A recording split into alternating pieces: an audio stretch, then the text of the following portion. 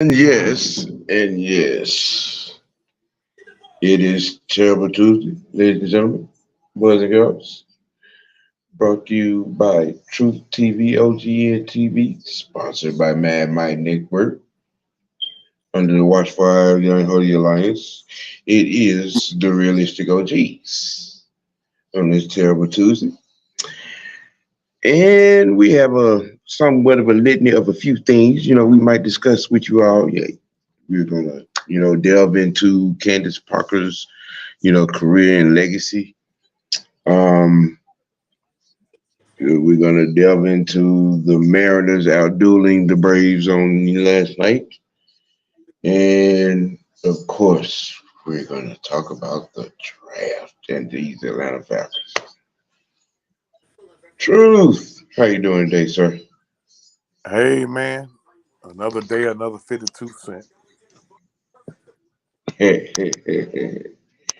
Well, we had a good one to call it a day.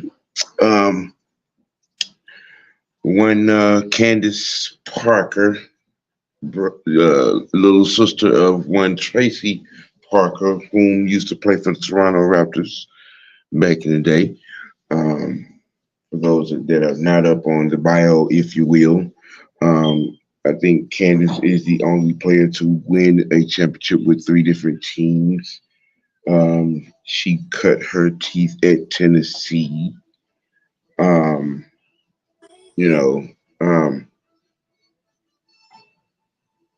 playing for Pat, and in the midst and in the height of that gruesome war between Yukon and Tennessee, and Candace, she set that thing on fire. She set that thing on fire. You know, I think that there's a compelling debate, if you will, you know, with where CP's place in history is in WNBA history. And I found myself debating with myself on last night when I was thinking about this, or trying to, figure out a narrow down a Mount Rushmore conversation, and it's I I gave myself a headache. But Candace is right there. Um, she is probably is a top 5 or 6 player all time. The Mount Rushmore conversation would be a gruesome one, because this is some that have done it and done it big. You got that four, that 3 and 4 ring in some cases, impact as well, legacy amount. But it's an interesting, what I'm saying, topic and debate, what I'm saying, just discussing, where her place in history lands and where she lands on the Mount Rushmore of women's basketball, if she's on it. Mm-mm. Yeah, if she's on it, because them spots might be feel. I mean, there's an argument all the way around. I mean, because the conversation to me goes at least about 6, 7, maybe even 8 deep. But that's just me. You know, having been a fan of the women's game, Candace Parker did it big. And if I can say something about her, you know, going away, the lasting impression, injuries may have kept her from being the actually greatest woman basketball player of all time. That would be one. Number two, she's probably the most well-rounded player. I think her and Cheryl and Diana, it's you know she's one of the great ones. One of the great ones. A great individual. She looks like she has her second chapter already in tow. Um, it's an honor and privilege to see her play. Truth, what's your truth on Miss Candace Parker and her career, legacy, and retirement? I first saw Candace Parker in a dunk contest, believe it or not. McDonald's All American dunk contest. He beat out Josh Smith. Yeah.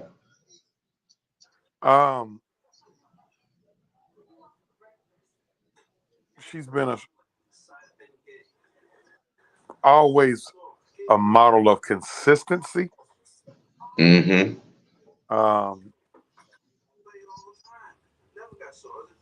The consummate team player. She was the glue on every. I know the two championship runs in LA and Chicago, and Vegas. Them injuries started catching up with them, and but she still played a small part with them as well. She could definitely be mentioned with the all-time greats. I still say Cheryl is head and shoulder above whoever second. You would have had to see Cheryl play to understand what I mean by that. Nevertheless, that's not a bad thing to be second to her. If she falls second,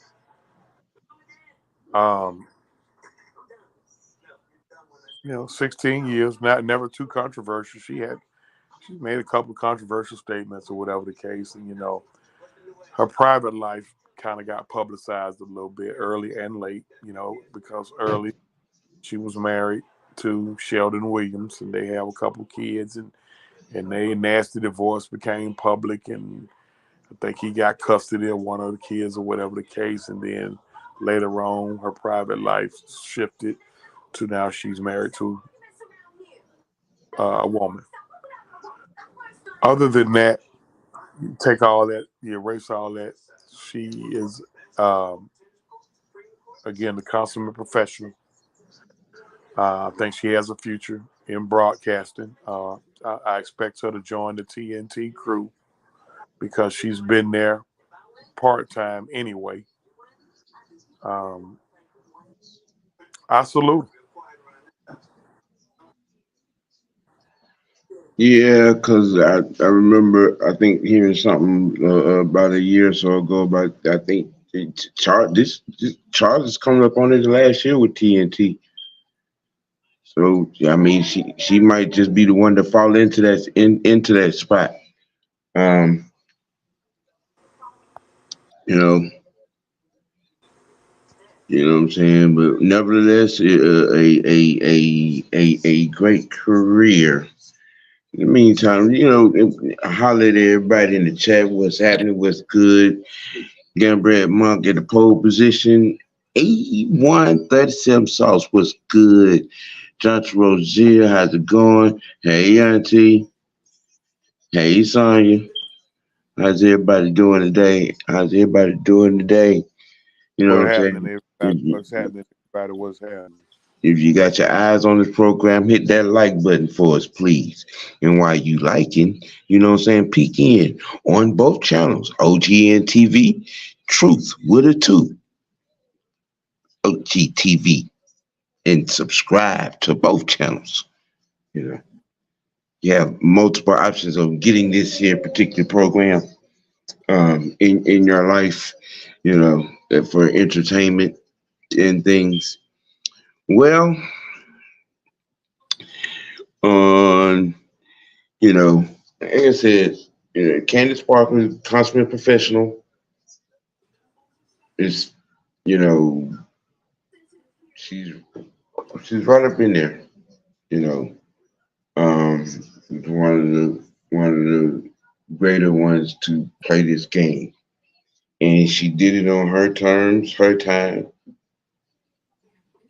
and she left this game on her term and her time. Well, oh, You know,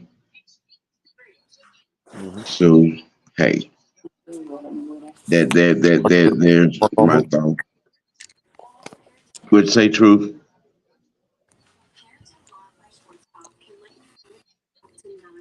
I'm sorry. I'm Oh, sorry. I got slightly distracted. Give me that last part. so no, I was just saying, just my last thought on Candace was, her, she did it, professionally her way, and she on her terms, and she went out, on her time and her terms. That's the only way to go out. Right. That's the only way to go out. Uh, Mm-hmm. if we could, if the majority of the teams had a Candace Parker, shit, Mm-hmm. be a whole lot of success. Well, shifting gears to topic number two. Our doggone Braves went down yesterday, walk off style to the Mariners 2-1. Had somewhat of a pitcher's duel going on. Uh, mm, it's not too. It's pretty cut and dried on yesterday, 2-1.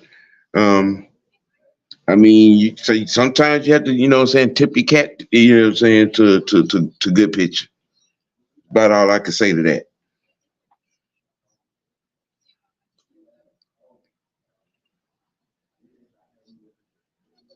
In truth, oh, okay. Well, yeah, Okay. I'm sorry. I'm multitasking, moving furniture. Listen, look, man, that was just one of them games. yeah, A lot of people was mad at Smith for pulling Max. Look, he went 92 pitches the previous album. His pitch count was kind of high last night. He pulled him after 6 innings, no hit baseball, and 100 pitches. I probably would have let him go till he gave up a hit, but I understand why Schmidt pulled him. A lot of people didn't understand why Rasul didn't close the game last night. Well, he pitched in two high pressure games in back to back days, and Schmidt gave him the night off. right, AJ tried to throw a get me over strike to the AJ tried to throw a get me over strike, all right, to the first batter. He roped it in the left field for a single. So these pitchers now they get all bent out of shape. So now he tried to pitch. He tried to not put one on a tee to the next batter. Got down 3-1, set one on the tee, and shit. Hey, Garver did what a professional's supposed to do to one that set on a 3-1 pitch that set on the tee. He put it in the seats. Ball game over. We tried again. That's it. well, let me see what we got. This is a 3-game series with Seattle. What I think, was this the first game or the second game? I think it is. I think it's a three. It was the first game of the 3-game series, Okay. and we leave. And we go to Los Angeles and play the Dodgers over the weekend. I mean, 19-8 after 27 games. That's, if you break it down, that's 1/6 of the way through the season. You play 6 stints of 27 games. All right, that's 19-8. That's 11 games over 500 after I don't really one start. sixth of the season. That equals out to I don't really start. I'm just, just get hope. Yeah, because I Go ahead. usually wait till about game 40 to start. You know what I'm saying? Putting weight on shit. Yeah. No, I'm just saying, for the folks who just push, because folks, our fans, Yeah. the panic button hmm be, I'm just saying. So, we right now we're on a pace to finish the season 66 games over 500. So relax. All Right. right. hmm Yeah. I see the Phillies in our review mirror. We knew the Phillies was good anyway. We knew they was gonna be good. So everything's all is well. We lost a baseball game, and guess what? The Braves are 19-11 with without Acuna, Riley, or Olsen hitting the baseball. Right. Just imagine when they start hitting the baseball. Just imagine when they start. Neither one of those three are hitting the baseball. You We're got playing. Yeah. three legitimate MVP candidates. One is the reigning MVP, not hitting the baseball, and we still 19-11. Yeah. And you Yeah. lost the leading candidate for the Cy Young Award early in the season. So everything gonna be okay. So I seen somebody already pushing the panic button. The Braves pitching always been the problem, dude. We lost 2-1 on a walk off. What are we wait, talking about? wait, what'd you say, son? Snake be working your nerves sometime.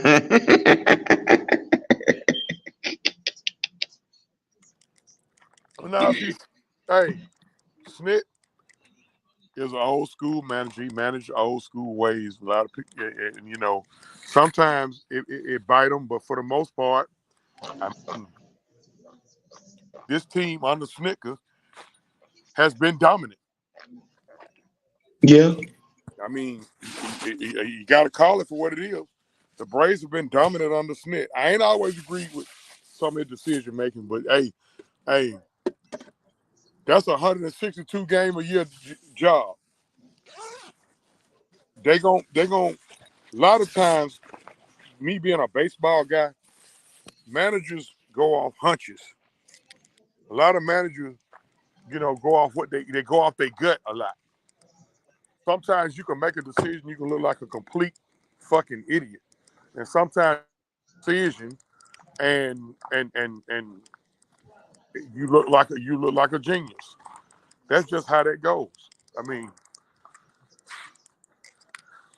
hey, the job he did in 2021 with that bullpen, he Right. basically won a World Series off of his bullpen and timely hitting. This is true. This is true. Well, we're 19-8, first place, right? Yeah, yeah, we're the first place, Yeah. best record in baseball. Yeah. And you're still working the kinks out of, getting your rotation in fresh. You know what I'm saying? You're still working the kinks out of your bats, the swings, the approaches, the stealing of the bases, situational movements and things of that nature. And the best record in baseball. Yeah. In my Aaron Rodgers voice, you just gotta relax. Just gotta relax. Relax. Relax. You'll be fine. You know, we'll be fine. We'll be just fine. Well, I guess we could get to the meat and potatoes of, what everybody want to talk about the doggone drafts and these Atlanta Falcons and Michael Penix, you know, and things. I was looking and sitting back, and then I was taking a look, and I'm just like, okay, some of these kids are going to be a little bit special. Probably, maybe has the potential to be. Um, And two of our picks that it really interests me the most is um the linebacker pick, the kid from Notre Dame, and Zion, our last pick. I think they're going to be somewhat diamonds in the rough, so to speak. I think those two right there. I don't know much about these college kids at all. I mean, I know a little bit about Zion, of course, because he played at Georgia. Yeah. But I mean, so every time we have a draft, it's always with me, man. Mm-hmm. I see we address needs. Yeah, we did. We didn't address the cornerback need. I mean, which tells you something that like I said on yesterday's show, um, AJ Terrell's probably here to stay. Yeah, it's looking that way. You know, judging by the looks, the way things are shaping up, it's like Raheem plans on defending the bench. By the looks of this defensive draft, what is it? Trice? What's the boy name? Trice? Was it the lineman Trice? You know that guy Zion, the linebacker pick, and Aurora, our second round pick. Um, yeah. Now the running back that we picked out of Alabama um will be interesting. If you know what I'm saying. Oh, the running back at Alabama. Yeah, we picked the running back from Alabama. Okay. Um, let's go on and address the elephant in the room. Yes, sir. It was a big stink about the Michael Penix pick. I will be honest. I didn't do no mock drafts. I won't do them no more. Mm-hmm. Fun no throw curveballs. And I couldn't hit no curveball when I played baseball. So being that I know he throw curveballs, I was expecting the unexpected anyway. I don't know why Falcon fans don't realize that about Terry Fontenot to expect it. And I didn't expect Penix to come there because I was hearing that Penix could possibly be the 43rd pick. But I also started to see him get steam. The Falcons flew their brass out there to watch him throw, and they came back and they was enamored. Okay. um, I had the Latu kid. I think the Latu kid is the most talented, the word I'm using, from what I know, because I don't know much about these kids. Right. Based on how they describe what type of player he is, he fits what we need. Now, with that being said, we drafted Michael Penix.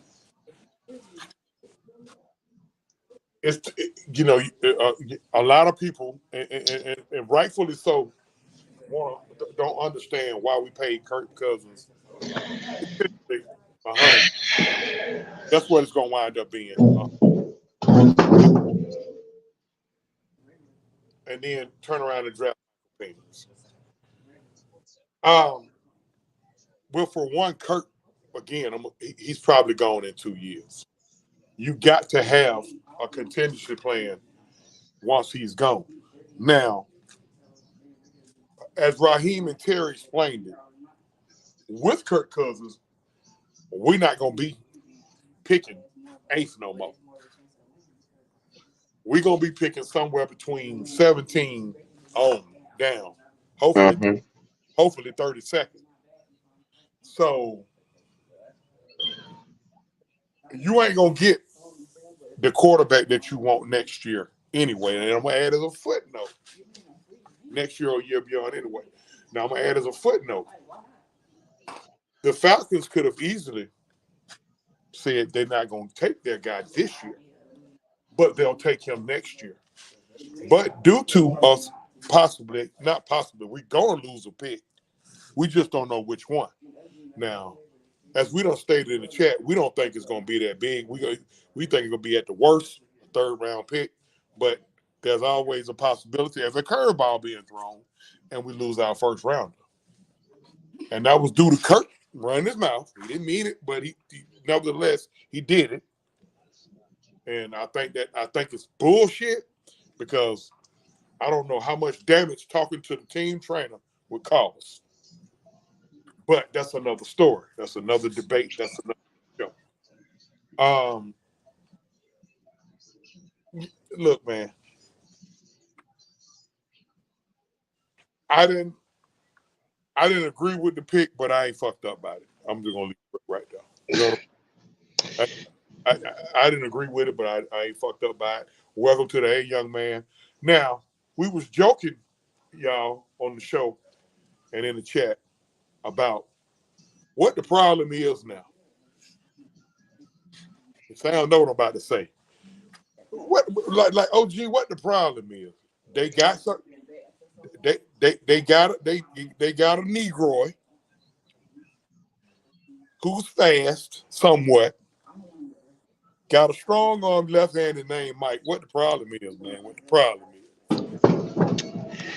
See, here's what's about to happen. Cause see, I'm about sick of these nitpicky ass armchair love seat half a bed having wannabe GMs, supposed to be director of player personnel as know nothing and having something to complain about. Okay. You got your wish. Okay, you got your dark-skinned quarterback that, ran track with Washington, runs a 4.4, almost 4.3. Say a dark skin with the nappy hair. Yeah. Mm-hmm. You got it. You got that. You got that. You got that. Right? You got that. Now, in the very same said draft, the regime, as it were, took it upon themselves to address the defense across the board. Okay, you got defense, you got your run Negro run at quarterback, and you have a veteran quarterback to buy time and have the team contend and help this young man learn how to be a professional quarterback at the higher level in NFL, you know what I'm saying, in the film room, in the classroom, and things of that nature. Two birds, no, three birds with one stone. And yet I'm still not happy. Do you not understand the position that you are in right now as currently constituted? Do y'all really understand from a big picture premise, we're in a great position going forward. Great. Great position. I mean, look, I get the salary cap, possible salary cap implications, dead cap, all of it. I get all of that. I get all of that. But to have your present in a good position and have your future at hand in even better position, what is there to damn complain about? Oh, you know what? I forgot. My bad. Y'all like big names. And if it ain't the name that that you think we should have, it was a dumb pick. We could have waited and got him at the same position we traded out of, or what to them. I mean, I'm trying to understand. Is any one of y'all named Jimmy Lake? Is any one of y'all named Raheem Morris? Is any one of y'all named Zach Robinson? Okay. Is any one of y'all named Jerry Gray? Is any one of you named Terry Font? No. Is any one of you named Arthur Blank? No, no, no, and no, and no, and hell no. Justin should be worried about the money. Them guys you mentioned, not us. These gentlemen went about the business of picking the guys that they saw fit, that fit the model, fit the mold of what they wanted, needed, and to put in this defense. Okay. We went into the draft looking to trade that number 8 spot. No one stepped up to our asking price. And Terry was not gonna settle. So, we don't plan on being here ever again.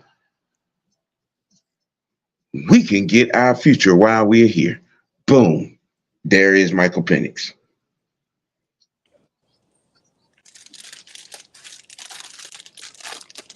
Four teams came at us for that pick, but they want to chop us off.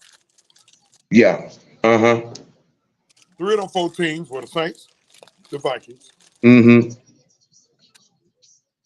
The Raiders and somebody else.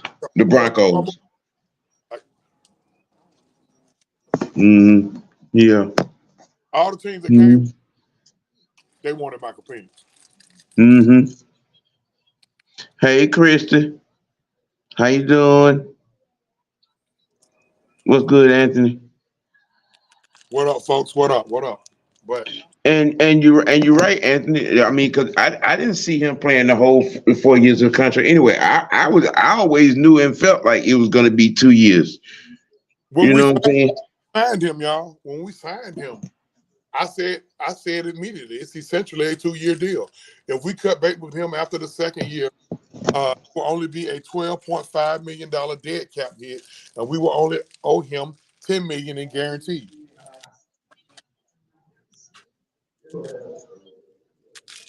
Yep.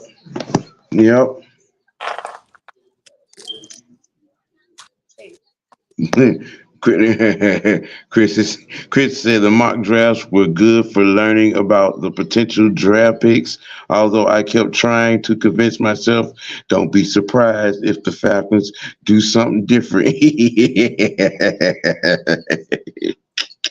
Yes, dear. And this was real different. Yes, it was. Mm-hmm. And Anthony, yes, this whole point right here, you know what I'm saying, it's why I don't get why folks are even remotely bent out of shape about this draft. Okay. You know what I'm saying? The Falcons got a lot of young linemen that can, be developed and don't have to be rushed in. Raheem and his coaching staff is trying to get a young and talented defense along with a dominant O. Exactly. Yes. It did. You got Grady, Jared, and David. I call him I'm your mama. Those guys kind of, long in the tooth. We drafted 3 defensive tackles. See, folks don't know that type stuff. We still had a couple on the roster that played pretty well. Look, we had Ebby Ketty and Zach Harrison, all of them made strides. Them 2 made good decent strides last year. Nate Lamb took the biggest leap. These guys were young. Studs in the pipeline on that defense. Right. AJ is not old. You know what I mean? He's been here the longest out of them. He's not old now. Now the veteran out there is Jesse Bates is a veteran. You know what I mean? I don't know if we're gonna still bring back Calais Campbell, but that's a wait. Well, I think the Calais thing is gonna be a Calais decision. I think that whatever that decision is, it has already been made. Him and Raheem have already had a conversation. It's just a matter of when and Calais is gonna announce to the world if he's leaving or if he's staying. Um, as far as Calais goes, He's gonna retire. He's gonna retire if he's not playing. right. And Southside asking us a question. What is that? He says, speaking of quarterbacks on the team, he want us to check out. See, we picked up John Paddock from Illinois, the quarterback from Illinois. Okay. And I know Truth probably. I know Truth don't know nothing about him, but I can tell you 9 out of 10 why he didn't get drafted because he got caught in the wash. Everybody was believing the Mel Kiper hype train, if you will, on what quarterbacks are worth what and what quarterbacks can do what and things of that nature. John Paddock is one that slipped through the damn cracks. And yes, Tyler's spot on this team is in jeopardy for real, dead ass. You might want to book that because this young man slipping through the cracks and not getting drafted. Oh yeah, oh yeah. And we got him. We just picked him up in camp. Yeah. That means Yeah. that's what you want. You want competition. Mm-hmm. That's competition. So I mean, let's get it. Taylor, you want to Yeah. keep it? You got. Hey, you can't have no lazy camp, even though you are a veteran. Yeah. Let's see. Yeah, I want to see Calais back too. Yeah, Anthony. But I think it's a foregone conclusion. I think he's on the farewell vacation. I believe because he has a little contingent of fellas that he fooled with around it. No one is talking. I mean, it's all hush hush on the Calais. What I'm saying, front. I think it's a done deal. Now I'm gonna answer Sanya's question Uh-huh. because that means we did something good. That means we did something good. Uh-huh. He asked so many Yep. questions or aggravated that aren't even Hawks. I'm not Falcons, about not Hawks, but Falcons. Hey, people, other teams in the media, we didn't do what they felt like we should have did. We didn't do what they felt like we should have did. So now everybody got something to say. Alberto, I saw flashes. I saw flashes, what I'm saying, during the college season. Um, he has similar um attributes, if you will, to Steve Young. I know everybody, all of the most of the Dirty Bird contention with what I'm saying, they want to put that other left-handed guy of a different tan in the conversation. But if we're having a quarterback conversation, if you will, this is a good one.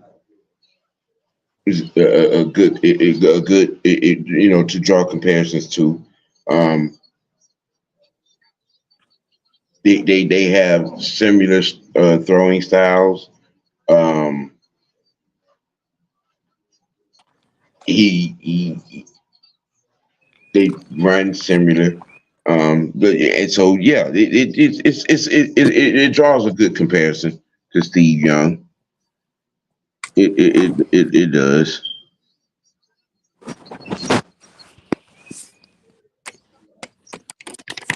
Okay, South Side. That's why I'm completely fine with us going with the QB room we have now. AJ is still 25 years old. Alfred is 26. Clark is 22. So let's try these three develop together. Sound better when you say it. That was something else. The draft itself it made that point right there that we're going with the QB room as currently constituted. Um, hey, six man. What's good? What's good? Corey, what's happening? K Stizzle. Yeah, I mean that's the whole thing. That's the whole thing, Anthony. That boy, he has some of the goods. Notice I said some. I didn't say he had the goods. I said he had some of the goods.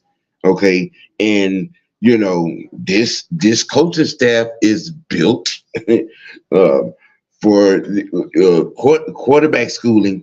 So you don't know. Yeah, hey, some things can happen. Some things can happen. And yeah, Corey, we did. We picked up his fifth year option. The artist formerly known as Unicorn. Is you know he's in the building. You know. What is it going to take him to win you over? Say what? What is it going to take for him to win you over? For him to play like a tight end. I'm sorry, people. It just look when you are 6'6", 245, 250, and you let something 5'10", 5'11" knock you off your route or off of where you trying to get to, or you hot dogging it, lazy dogging it, or whatever the football term is for being what I'm saying non-committal. I have so much of a problem with him, his character, and his effort. I sure do. And his video documented evidence supports everything the way I feel about one Kyle Phony Unicorn Pitts. Wow. Um, I have to say I agree with a lot of what you said.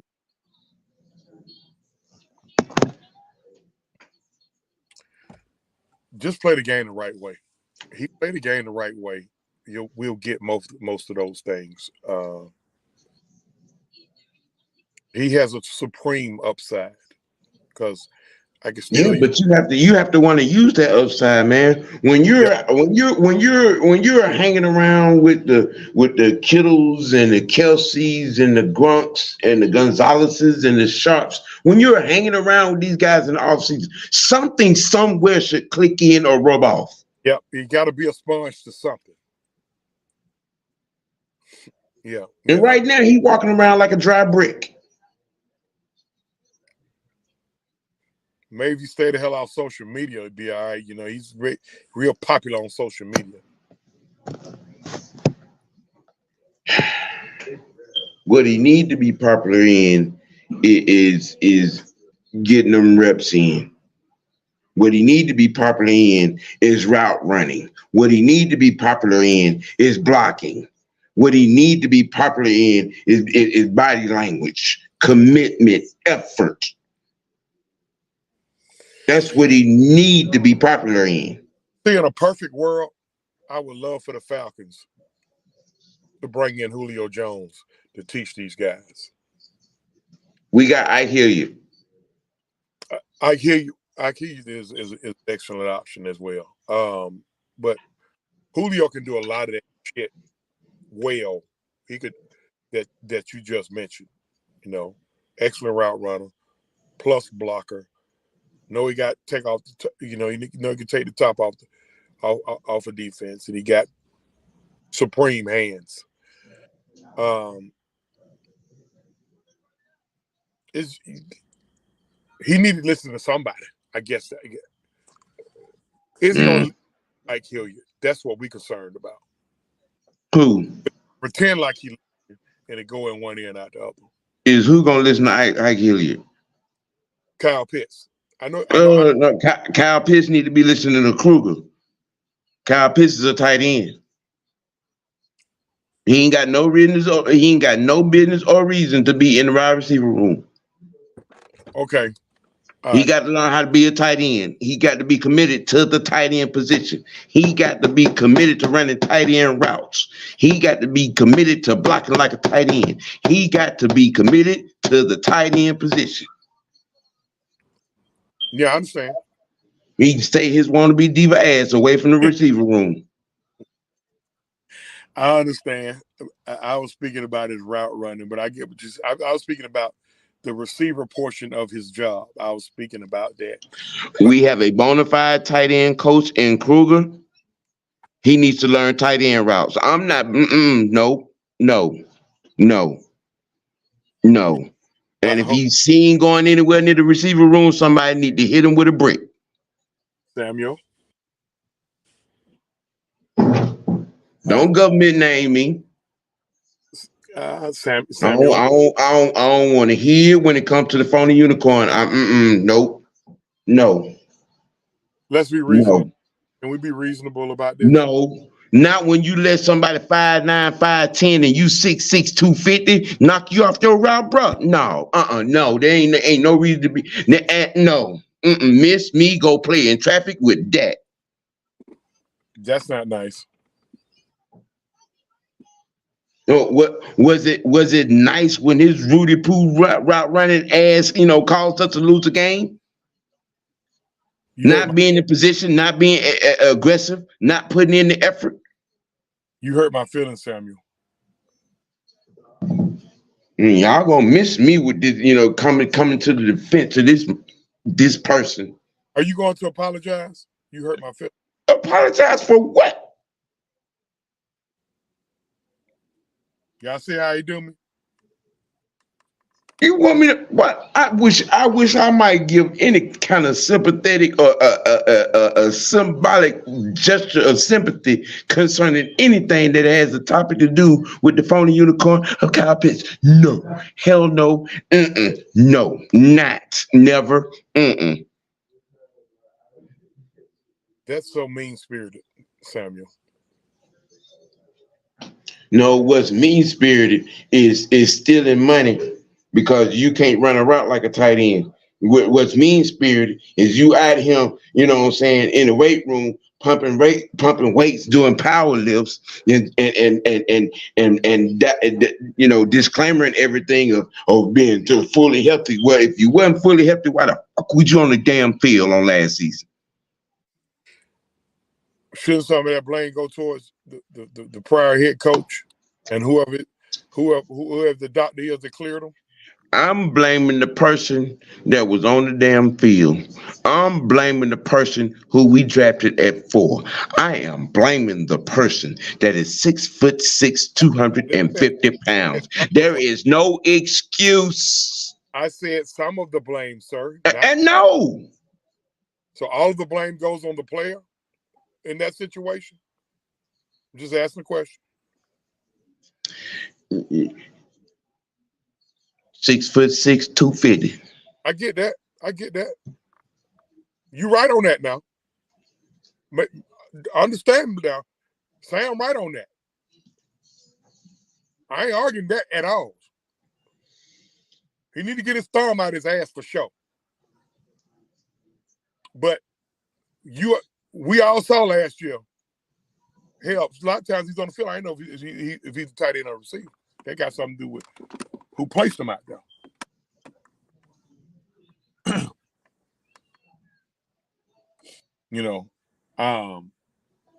Yeah, okay. I will say this. If the staff knew that he was out there not fully physically capable. I mean, which means not 100%. And yeah, there's some blame to be put. There's some blame to be had elsewhere. You know what I'm saying, from that perspective. But at the end of the day, you a grown ass man. But no doubt about it. Yep. You get zero argument on that. He's a grown ass man. Yeah. But nevertheless, you should be, you know what I'm saying, knowledgeable. You should be humble enough to, you know what I'm saying, no, you're hurting the team.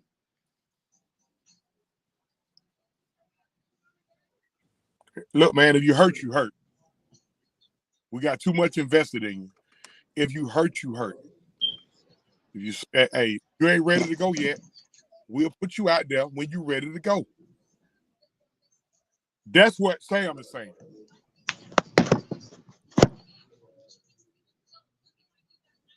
I mean, it may, you know what I'm saying? Yeah, I'm hearing all these excuses as to why he wasn't able to perform.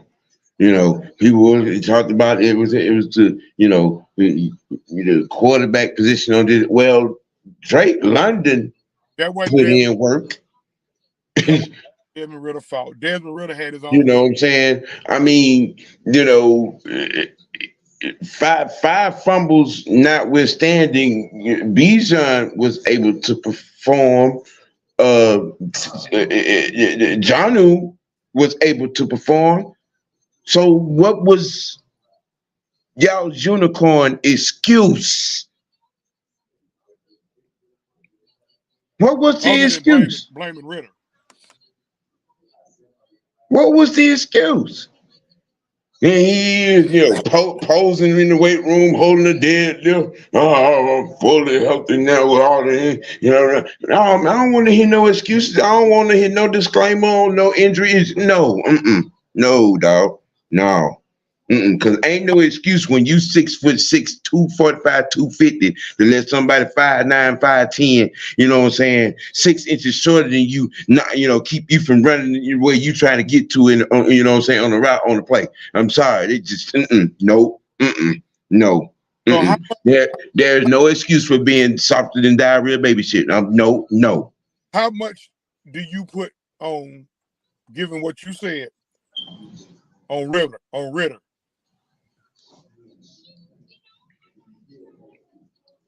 I just told you that. I just told you that. When Drake London was still able to perform, I don't want to hear that about the quarterback. Okay. I don't want to hear none of that about the quarterback. Drake London was able to still perform, and some of the other guys were still able to perform on the offense. I don't want to hear that, man. I don't want to hear that. Well, you know, I asked that question because somebody said that in the chat.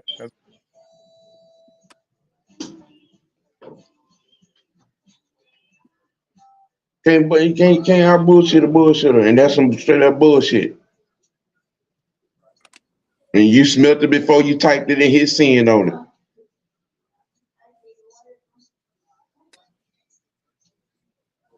You know, y'all kill me with having every excuse in the world for the player that you like.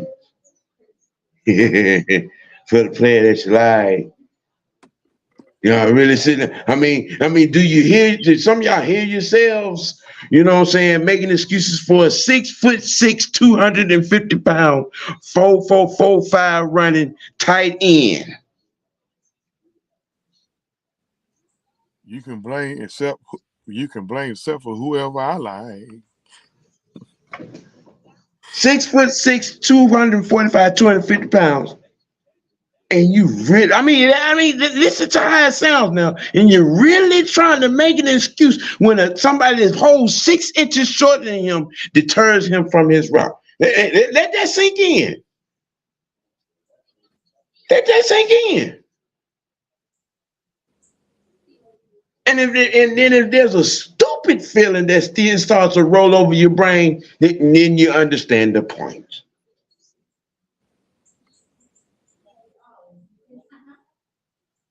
Because there is no excuse to be made for that when somebody's 6 inches shorter than you, probably a good 40 to 50 pounds lighter than you, moves you.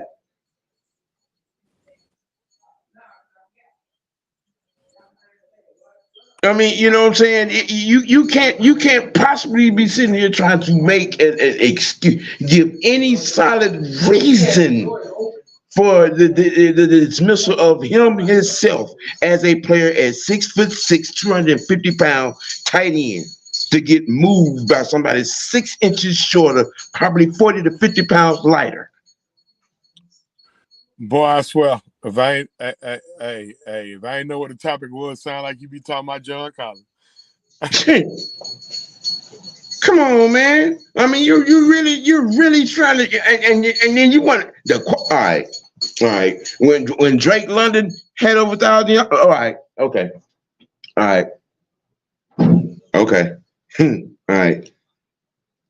If that helps you sleep at night, that will make you feel good. Okay, yeah. All right. Anyway, I mean, the Falcons are in good standing right now. They're in good standing. I mean, just a couple of minor things that need to be corrected. We just mentioned one of them with Kyle Pitts. I think the organization is trending upward. How these draft picks turned out, with the exception of Michael Penix, until mid-season. Right. So, Jay, you got jokes. You go on out door with that bullshit, Jay. You got jokes. Look, now, man. Bro, a lot of times it don't matter. Hey, look, a bigger dude ain't automatically supposed to just goddamn dominate a smaller dude. I'm gonna say that. Now, but Okay. All right. But Sam fan, Jay, is happening too much. Literally every other play. It's happening too much. Right now. They did. Look, ladies and gentlemen, we done hope y'all got your, meat and potatoes and dessert, on this informational food that we done gave y'all today. You know what I'm saying? Much love. Shout out to Candace Parker on her career, her legacy, and moving on to the second chapter in her life. You know what I'm saying? It's a wait and see game at this point. The next biggest thing that's going to be about to happen is us seeing y'all at training camp and the Red and Black event. You know what I'm saying? Braves in first place, ladies and gentlemen. Relax. Truth, you got another nugget for him before we walk out the door? Truth, whole truth, nothing but the truth. Yeah. Look, you got to keep it real. You got to keep it dirty. You got to keep it and most importantly, you got to keep it real with yourself. Make your next choice your best choice, ladies and gentlemen. Like I said, it's your boy OG Big Sam for OGN TV. Big Truth with truth with a 2. Hertz TV under Mad Mike Network, Unholy Alliance. This is the Realistic OGs, and we out, y'all.